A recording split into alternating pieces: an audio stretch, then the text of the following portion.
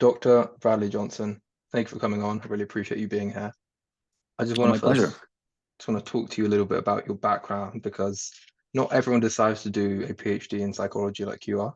So, just for people who don't know what you've done before you've gone into this, tell me a little bit about that. Sure. So, I had a bit of a career before I went back to grad school. Was in actually information healthcare technology. Mm, So specifically, I helped design an electronic health record software that was targeted to mid-market chiropractic offices hmm and helped design it, roll it out, market it, sell it, support it. And through launching that business, and I'd been a part of a couple other business launches in my time, I started doing some business consulting or business coaching. hmm And part of that was because I found that I was caught up in a career that I didn't find terribly meaningful. I didn't mm, even, looking back, I'm not even sure why or how I got there. I mean, at least at that mm, time. Um, and so I wanted to really engage with people on an individual level.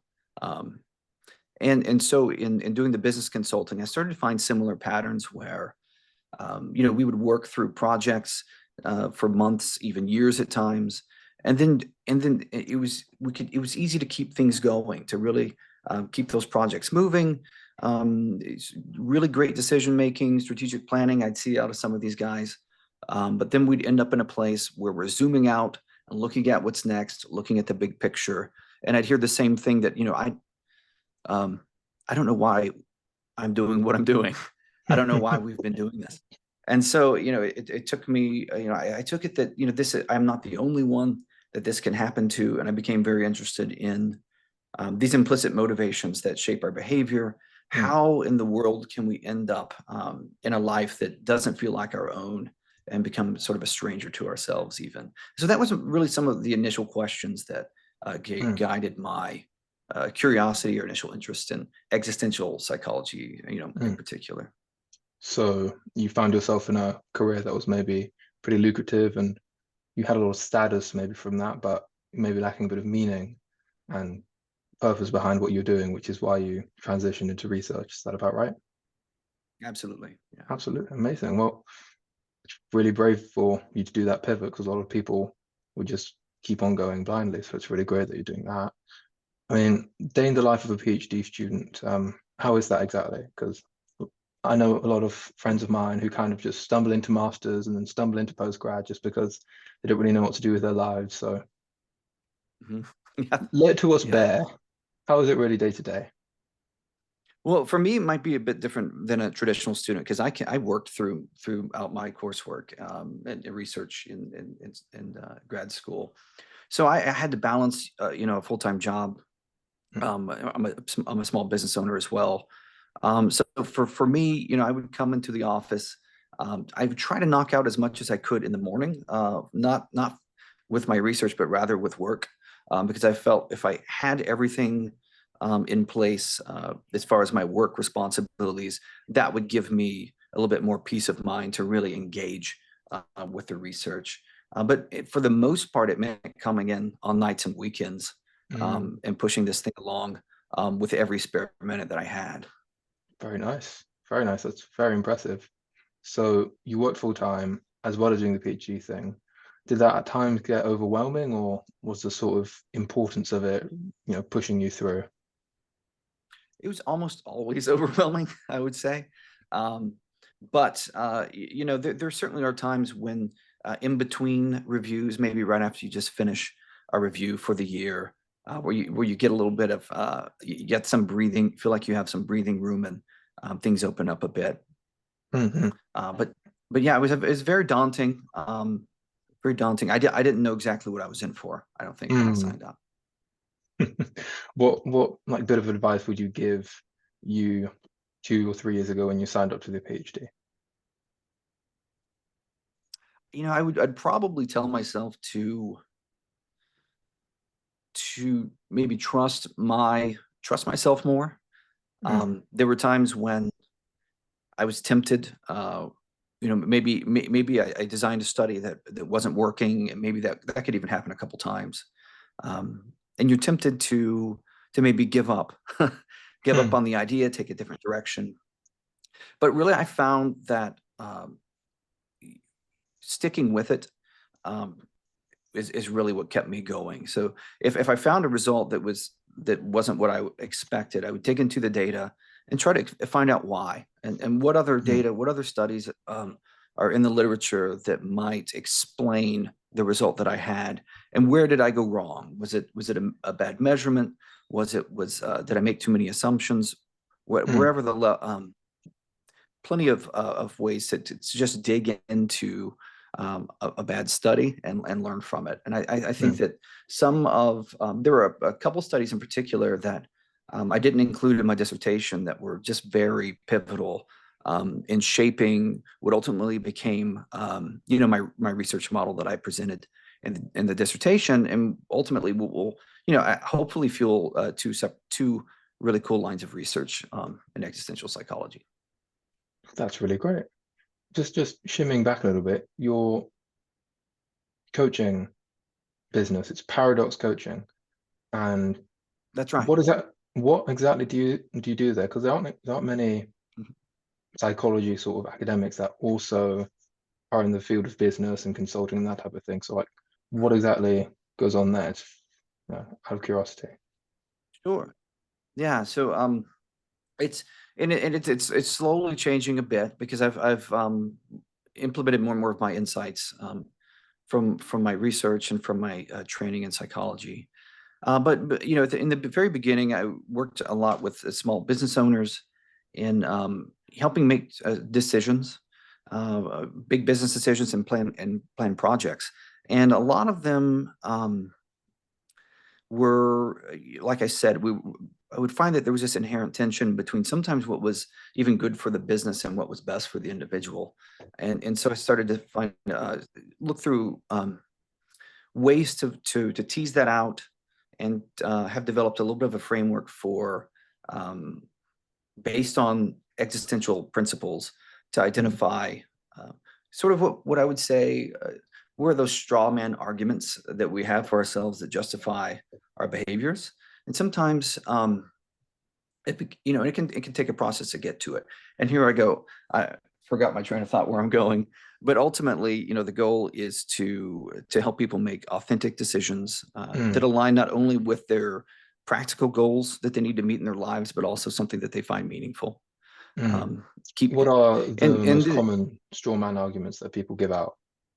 Sure. Yeah. Jean-Paul Sartre talked a bit about this, and he was, the guy who I think coined the term existentialism. Mm. And you probably learned about this in one of your philosophy classes, but Mm. his basic idea of what existentialism is that existence precedes essence. So we're not born with an innate characteristic, a sense of self. We begin to develop that sense of self over time. Mm. And what Sartre said is that really that process can be overwhelming. This is a world full of choices, and there's infinite directions, and it's hard to ever be sure that you're making the right decision, that you're going the right way. And so we try to fix ourselves into a thing. We try to Mm. become something. We try to take on roles that tell us and give us some shape and where to go. And Sartre said that many times we limit our choices to kind of serve that motivation, right? Mm. So you're up against a decision, and perhaps there's always uncertainty with any effort that Right. we undertake as a human being on this planet. Um, so Sartre would say that often what people will do is when they're facing a decision, especially where they have to assert themselves, where there's a uncertainty, a chance of failure, that we will limit our choices. We'll pretend we don't have a choice, and we'll Mm. just do the thing that seems perhaps the most safest, or Mm. that meets expectations of society, or the relationships around us. So I found that we'll fall upon many excuses. I mean, it really depends on the individual, but I find young people often have concerns about resources. Oh, I don't have that. I wasn't born. Mm. I don't have the tuition to get into that college. I don't have the money for the tuition. Mm. Although, You can certainly find people at every university that are 100% funded. But we make up these reasons. We find the convenient, perhaps, justification for the decision that we just want to make to stay comfortable. The sort of limiting So it takes belief all that sorts of keeps you in the comfort zone. Absolutely. Is that about right? Okay, well, Yeah, great. self-limiting. It's a good descriptor. So let's shimmy on to your research specifically. And just looking at the Kent webpage, it says here your thesis title is Well-Worn Grooves, the Existential Role of Everyday Routine. Is that right? Amazing. I ended up changing the title a bit, but it was still the same line of research. Amazing stuff. So, really great title. It talks a lot about existential psychology and so death and that type of thing. There's this idea in Greek philosophy, which I'm quite into, which is sort of being aware of your mortality gives you the sort of perspective to help you make better choices. What does the research say about having that perspective of your mortality and how it affects the choices you make?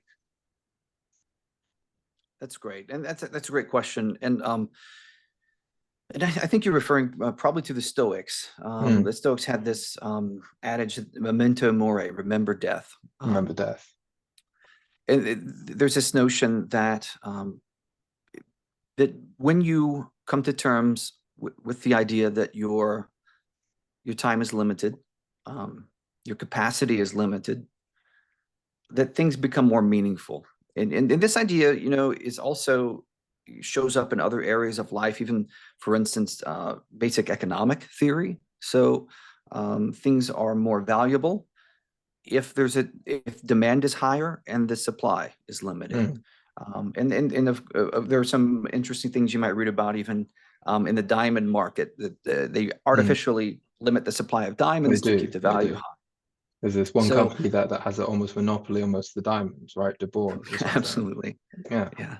Not to get too political, but the idea, when there's something desirable in life, of course, is something that most of us desire, apart from those of us with severe mental illness.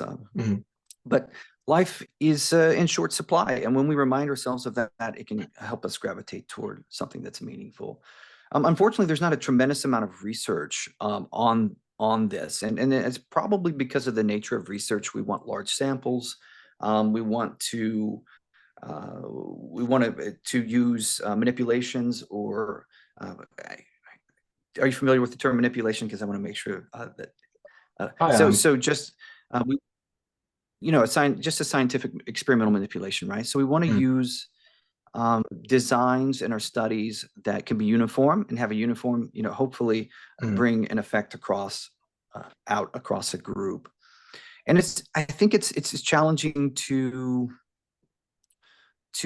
really know that you're bringing someone to terms with contemplating their mortality, and really looking at their life. And so the research in general, which most of it is building from terror management theory, which hopefully we'll get a chance to talk about, gives people these reminders, hey, that you're going to die. So we have people contemplate their mortality, and think about what it might be like, just the act of dying, the event of dying, rather.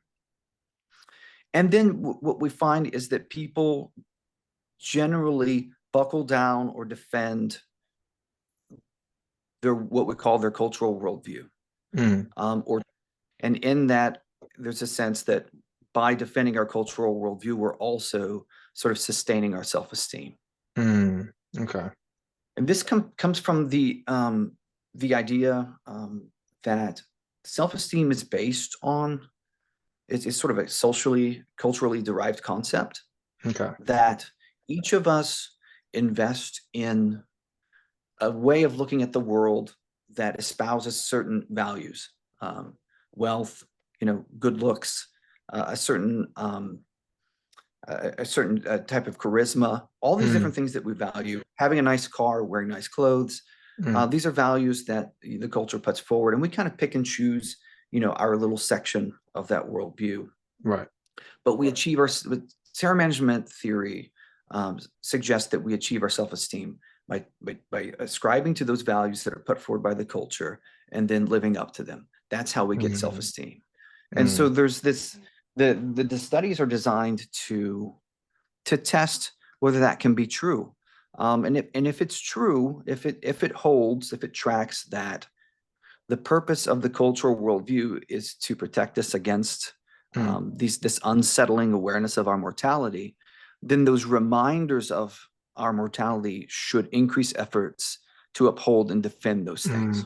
So terror management theory says that when we're reminded of the fact that we're going to die relatively quickly in terms of, the grand scheme of things, we cling on to the things that give us a sense of importance based on our culture. Is that right? Absolutely. Yeah. Okay. Yeah, that's correct. And so, a number of the studies, like what they will do is they will present one of the first studies, for instance, they took a sample of circuit court judges and presented them with a case study on that represented I believe it was prostitutes. And so what they did is they had each judge read the same case study, and they reminded half of their mortality and half an aversive control topic. And then after they read the case study, had the judges impose sentences on the same prostitution case. And they found that judges who were reminded of their mortality imposed harsher sentences. And so the idea there is, judge has at least part of their self-esteem is derived from the law. This idea that the law is important. If the law is not important, and I'm a judge, and I feel the law is not important, then I don't feel so important, right? Exactly. I don't have as much value. Like, what am I doing? The law is a total joke. Why am I here can have no delivering the sense of law? self-worth, at least. Yeah, absolutely. So that's sort of the idea. And they've looked at all sorts of things, even tanning beds. Like, they found that people who believe that tanning, who say that it's important for themselves to be tanning, increase their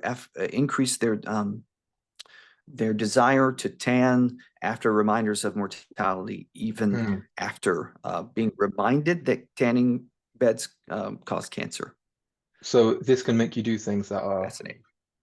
bad for your long-term health, let's say, just because there's an immediate sort of wanting to get away from the pain of uncertainty. Is that right? That's fascinating. That is fascinating. More or less, yes. Okay. Yeah. So my research, I think we might have just kind of veered off from your question, but my research is on routines. And so the idea, kind of to set up my research is that, just to sum up terror management theory, terror management theory suggests that we invest in this cultural worldview, right? There's certain values and standards that are upheld, and we sort of internalize those, and we say, okay, this is what I'm going to try to be. This is what I'm going to aspire to. That's how we get self-esteem.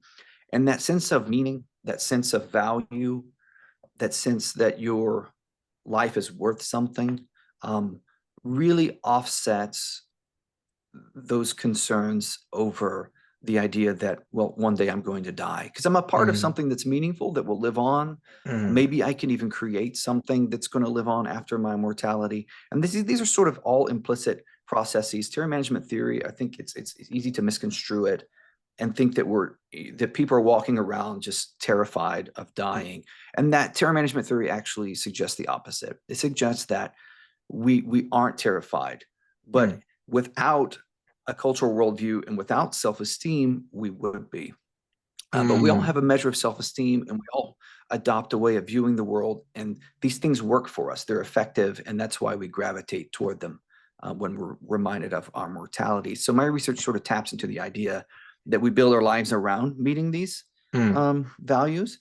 So if that's the case, and studies have shown that nearly half of human behavior takes place at the same time on a daily basis. In other words, habitual. Nearly 45.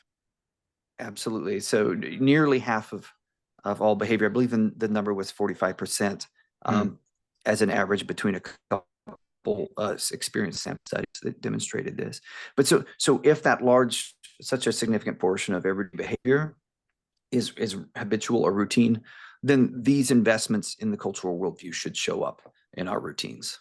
And so that's I built my research upon sort of that What assumption are and that some of notion. the, let's say, adaptive routines that show up when people, that help them manage their terror? What are the most common ones in the Western society with the typical values that we hold?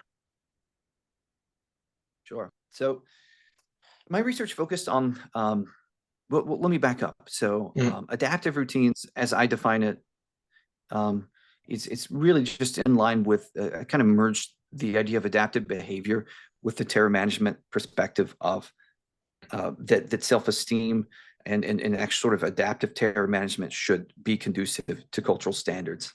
The American Psychological Association actually says that adaptive behavior is any behavior that helps you meet the standards that are associated with your social responsibilities and your relationships. And so that sort of idea, I think, meshes well with the terror management notion that, we have certain standards and values that we look to uphold, and that behaviors that align with those are considered adaptive.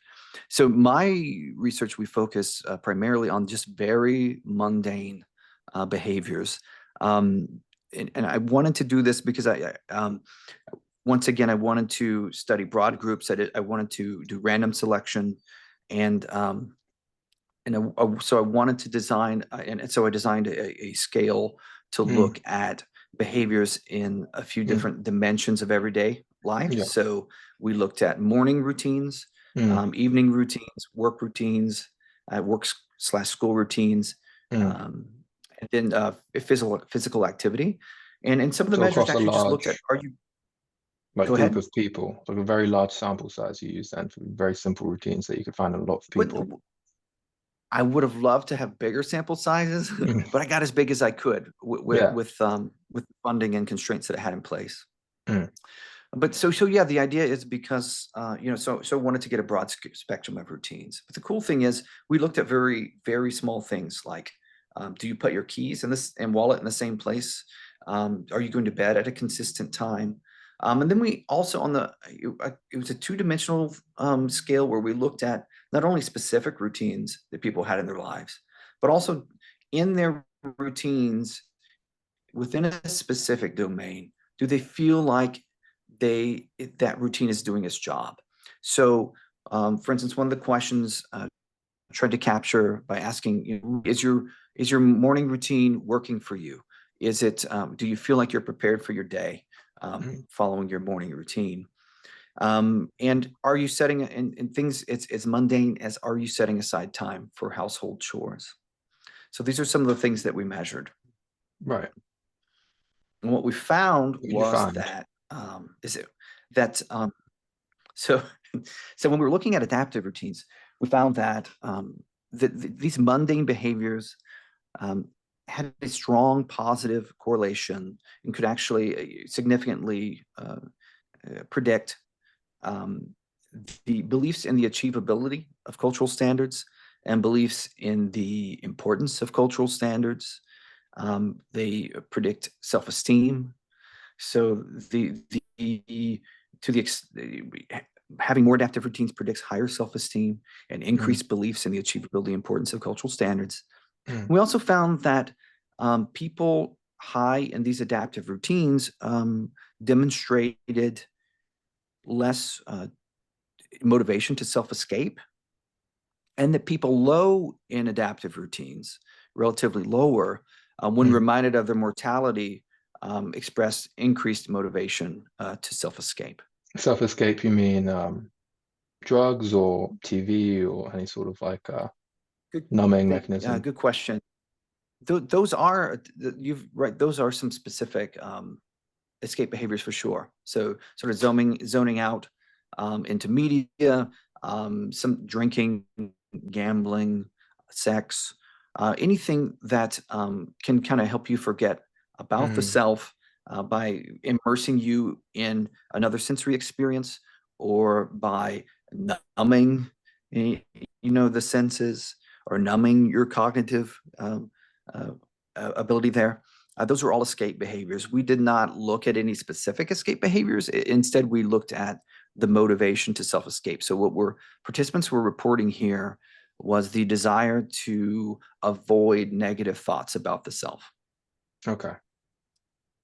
And so people who had better adaptive routines, even if they're small things like going to bed at a certain time consistently, putting your keys in the same place, these people tended to believe they could achieve the standards society set for them more, and were less likely to try and escape into media or, you know, whatever the specific poison may be in this case. Is that right? Whatever their particular flavor, yeah.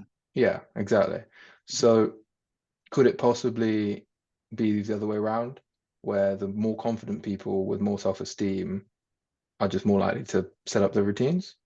Have you looked at that? Yeah, it could work both ways, and we Mm, didn't. We didn't look at causation. In order mm, to look at causation, what we'd have to do is find people who have not established adaptive routines or lacking adaptive mm, routines in a certain capacity, help mm, them implement those in their lives, and then of course look at and see mm. if there's a mediating effect there. I think that would be great work. I didn't get that far into it. It would But be great certainly if you did they though. could work both ways. It would be really great if Oh you yeah. did though. I Yeah, mean, I'd love to see that. So I'd love to see go ahead. no, no, go ahead. I was talking over you. So yeah, I'd love to see the research, and I'm going to continue to drive this forward. Notably, my research on routines in existential psychology, there was no prior research, so this is a little bit of a ambitious move for me, I think, as a grad student, and but really enjoyed it, and I think I set the groundwork for some really cool stuff. That's really great. I mean, it is a bit of a trailblazing thing, but completely anecdotally for me, I find when I have set things I do every day, I go to the gym, I wake up at the same time, I go to bed at the same time, I eat the same breakfast. It provides a sort of very concrete anchor to, feel a bit more hopeful about the rest of the world and doing bigger projects like this or, you know, internships and that type of thing I have going on. It really just having routines helps that out. So I think you're definitely on the right track when it comes to your research, and I love to see some more work unfolding in the future. Yeah, we're going to keep it going for sure. Um, there was one other line where I did a few studies on where we didn't look specifically at whether the routines were adaptive, but we had people want to measure like people's it's we want what I call the structural role of everyday routine. So terror management theory has another line where they say undergirding the cultural worldview, it's this critical belief that the standards that are upheld by the cultural worldview are achievable. In other words, if I don't believe that I can, put on some muscle, go to school, get a good job, if I don't believe that the pathways that are there for me to achieve these standards that everyone says I need to do, and the things that are going to make me feel good about myself, if I don't believe that they're achievable, then the cultural worldview it's not going to work. It's not going to have the effect of assuaging mortality concerns. It's not going to give us the meaning that we need, the fulfillment that we need, and the self-esteem that we need. And so at a very basic level, the cultural worldview depends on an underlying implicit belief that the world has some predictable order to it, and Mm, that my intentional actions are going to yield intended make a effects. difference. Like if I do this, this, Absolutely. and this, I will get this reward at this time. The predictability Yeah. of So it. if you can imagine, and we've experienced, and I think that as we mature, we start to look at things, we're able to focus a little bit more on longer term rewards. But imagine if something that right now you're used to experiencing an immediate effect on, for instance, Going to the gym, every feeling time great you interact, afterwards. absolutely, like half the time or a quarter of the time you go to the gym and you feel terrible, right? Mm. And you start to feel like you're shrinking from Mm. going to the gym, right? So that's going to decrease your motivation to invest in physical fitness. And so we need these predictable effects. If every time I took a sip of this coffee, Mm. it had a different taste, I would never develop a taste for coffee. Mm. So the world has to be predictable and meaningful. And so Mm. that's another dimension of routines that we dug into is this routines give us a sense that the world is predictable and orderly. We're Mm. usually in the same place, doing the same thing, getting the same results. And that can give you a sense of safety, what we call psychological safety. And there are some pretty cool studies that look at that specifically. But what I was looking for is what we did is we reminded people, had them contemplate their everyday routines after reminding them of mortality, and then looked at certain outcomes. And in one study, we found the people lower in self-esteem really found their routines more appealing, following reminders of mortality. It's a kind of a simple DV, but I was looking for something that was kind of intuitive to just sense that, like, yeah, I want to go there without getting into the practicality of, well, it's not the time to make coffee. I already had my coffee, or I already No. did my morning. But so people lower in self-esteem when more drawn to their routines after reminders of mortality. Overall, the appeal of routines was greater for people high in self-esteem. So as self-esteem increased, people really liked their routines more. But Mm. then when reminded of mortality, you saw that big boost at lower self-esteem. And of course, the theory behind that is that they're looking for a sense of safety and predictability because they Mm. don't have self-esteem to protect them. On the high end, we found that people high in self-esteem, there was a significant effect where people high in self-esteem after being reminded of the mortality found their routines less appealing. And we're trying, it could be a fluke. We're interested in unpacking that a little bit more. But there are some potential, some ideas about why that could be. Mm. And it What could are be those that there, ideas? well, one would be that routines give us that sense of meaning and stability, and we tend to once you've got a lock on that, right? So you're high in self-esteem, your routines are working for you. Reminders of mortality might be an inspiration to kind of reach beyond routines. Mm. So I don't want to think about doing the laundry right now or going to the gym. I want to think a little bit bigger. Mm. So we really need to dig a little bit more into that finding, but I thought that one was pretty cool. People from, even William James talked about how routines can serve as a platform for reaching higher goals. So we optimize our lives around what our goals are, and we're able to repeat these behaviors, go through most of our daily responsibilities with really minimal effort, minimal conscious control. Well, that can put you in a position to be able to reach perhaps for that higher level meaning. And in that sense, that's aligned with maybe what the Stoics we're talking about, is that those reminders of mortality can really, truly, hopefully, and we'll have to dig into it more, but sometimes inspire us to reach for higher level things. We don't know exactly why they did it, but that was a So neat. like low self-esteem, mortality reminder, they grip onto their routines more. If you have higher self-esteem, you have a bit more of a buffer. Follows the Stoic idea of memento mori. Remember, you're going to die. You start, thinking, what exactly do I want to do, and maybe changing your actions away from what's comfortable. Is that right? That's absolutely right. You've got it. You've nailed That's it. So fascinating. have you studied terror management theory a bit? Well, I definitely done a little bit of research before this episode, That's and great. obviously psychology lectures and all of this. I am a student, but mostly just very, very clear explanations on your part. So thank you for that. And it does sort of intuitively make sense from what I know about Stoic philosophy, which I'm really into, and that type of thing. So yeah. You've got a great grasp on these things.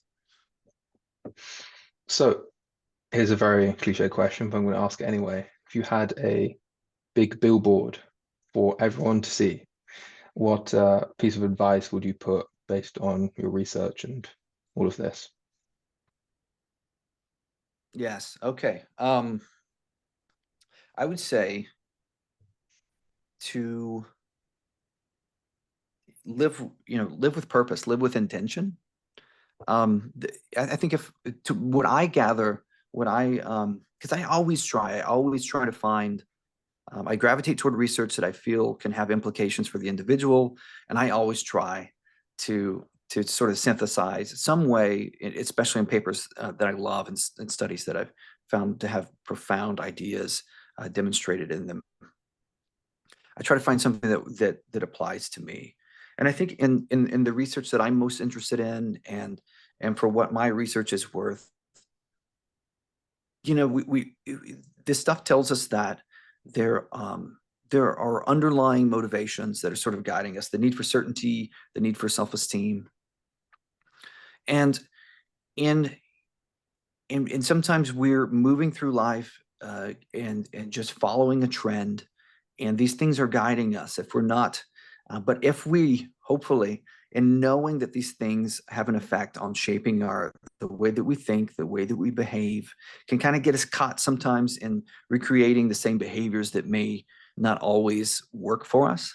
And knowing that these dynamics are there, hopefully, we can challenge them, right? So we can stop and think, what do I want to be doing? Really, memento mori, right? Even YOLO, like you only live once. That was a saying that was popular a few years ago. Yes, it But was. just making intentional decisions. And it's been a few. But yeah, so live with intention, right? So let the research not get you, it can be a little jading at times to know, like, oh, we don't always know why we're doing what we're doing, or maybe my life is built around trying to manage my fear of death. Well, those effects are there, but the research doesn't suggest that your whole life is built around your fear of death. But knowing that these things can really take such a hold, push against them, ask the question, what do I want? So many times I think we are just looking to resolve a problem because we don't like problems. We don't like being reminded that the universe isn't perfect and the universe is not conspiring to help us along. So we push past the problem just to get it done. And sometimes, we don't stop to think, what is my goal? What do I want? Like, how do I want to spend my life? Live with So live with intention. intention, live with purpose. That's probably very good advice to put on a billboard. You mentioned you had a lot of researchers that you've read, and part of your thesis. Obviously, you read a lot of research. What specific researchers have you read that you think have some really important ideas that people maybe overlook? Yeah, I mean, I would say dig into the terror management research. I think it's really fun, and if you take it from this perspective of, that this is not trying to convince you that you're afraid to die. That's not the point of any of it. But look at how these motivations shape everyday behavior. I think that's really awesome. Mark Landau from the University of Kansas was very influential in my actually learning about terror management theory, and he's done a lot of research on that structural line. So how reminders of mortality sort of motivate people to reinforce that idea that life is predictable.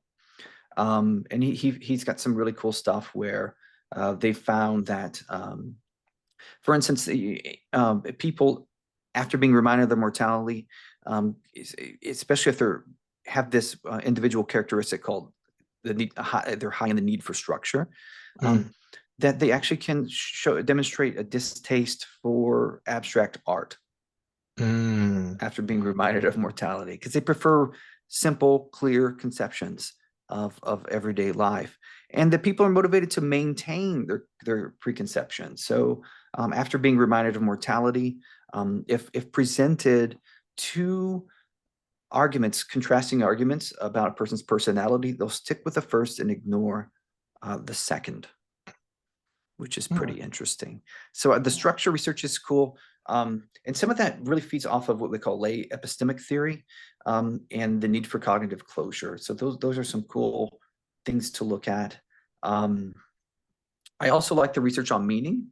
So there are some really cool meaning researchers out there. Clay Rutledge is one that did a number of studies in terror management theory and meaning. There's some Laura King has done some really cool work on meaning. Let's see. Those are some of my favorites.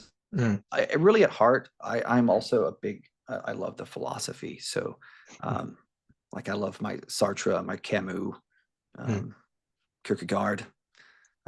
So yeah, those are some of my, I guess just a token, There's some a stuff sort to of look into the if you're sort of interested in these ideas.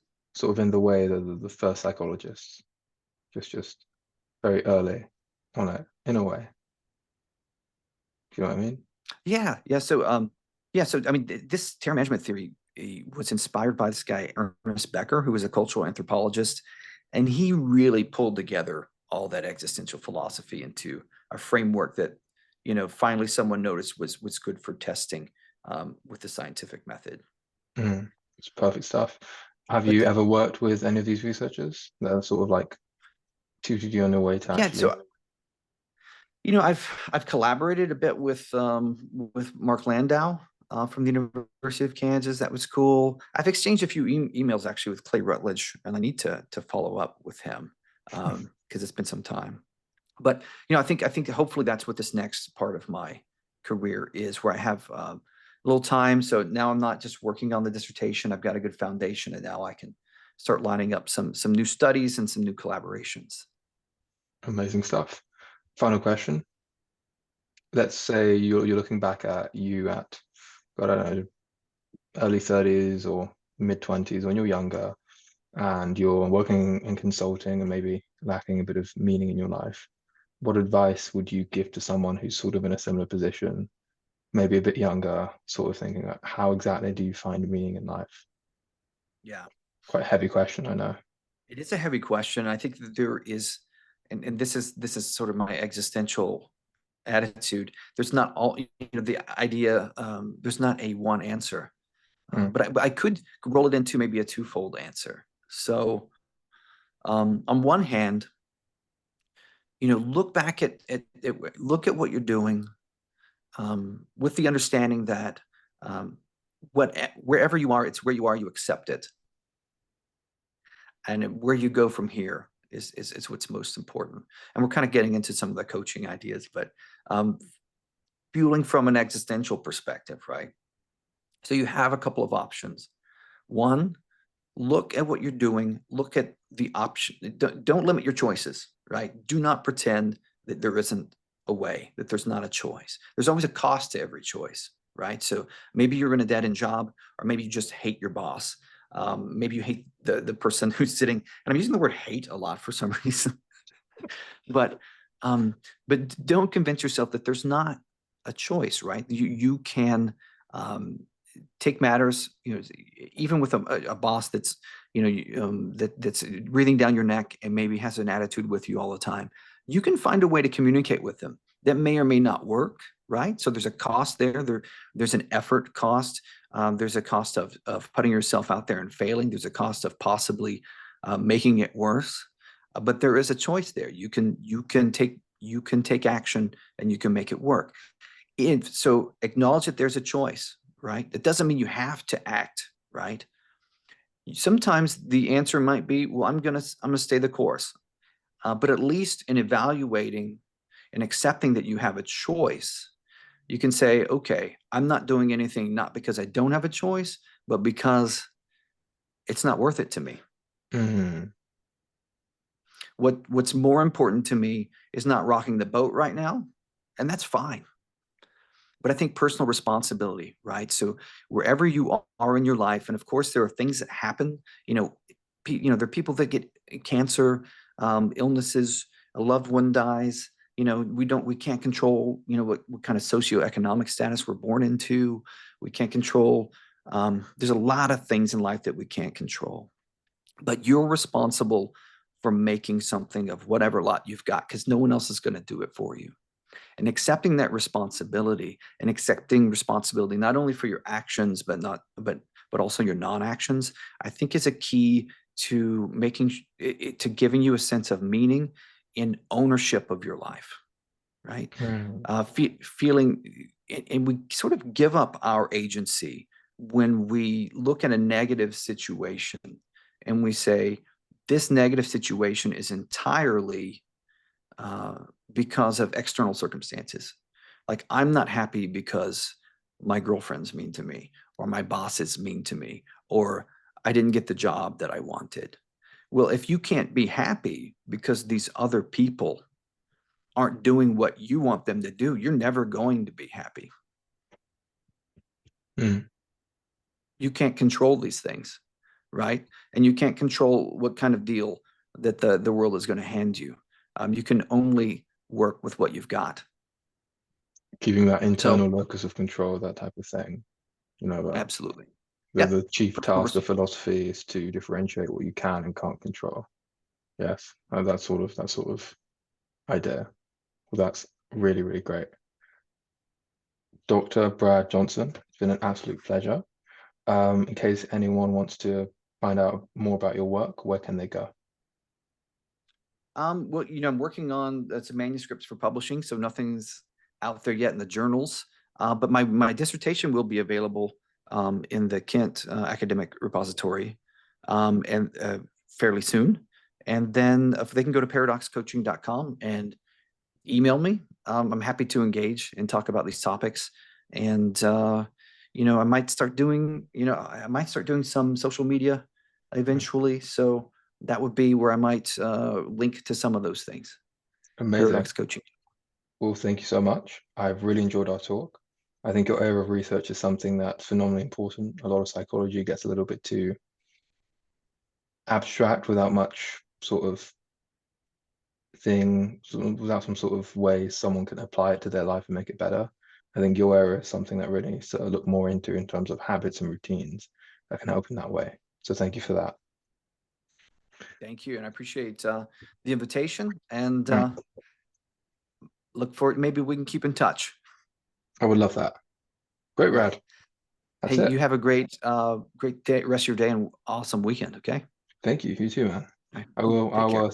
I will give you a quick email when it's uploaded, and I'll give you a link so you can, have a listen if you want. Awesome. Perfect. Awesome. See ya. Okay. Bye bye. Talk to you. Bye.